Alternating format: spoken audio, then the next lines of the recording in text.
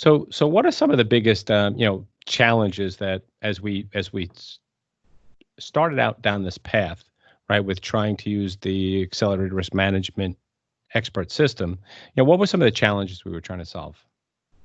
Yeah, so one of the challenges is that vendor risk management is, it's hard to scale. It's very time consuming. It can take 10 plus hours. Can be quite expensive. You may need to hire staff. You may need to outsource. You may need to manage the folks you outsource to. Things of that nature. And then a couple of the other things.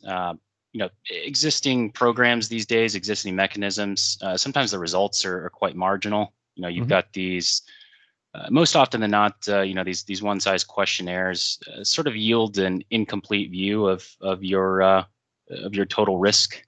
As it relates to vendors, it kind of ignores that the shared responsibility model.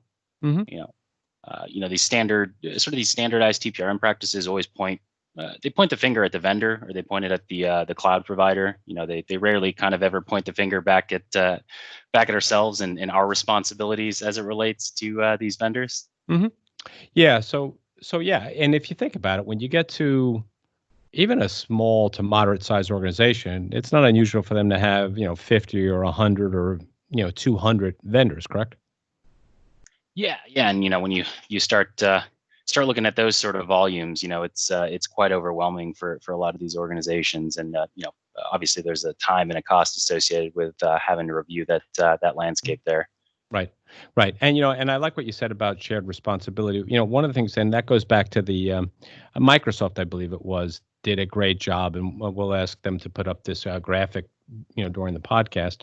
Is Microsoft had that shared responsibility grid that they did, which I think is fantastic. Where it speaks to the difference between a SaaS, where in a SaaS you largely still always retain the responsibility for the information, the devices, and the accounts and identities. And most of the technology stack below that is the responsibility of the vendor, where on the if you go to an infrastructure as a service, right, you're still going to own, let's say, the application, the network controls, and the operating system. So that's what you mean by this idea of this shared responsibility, correct?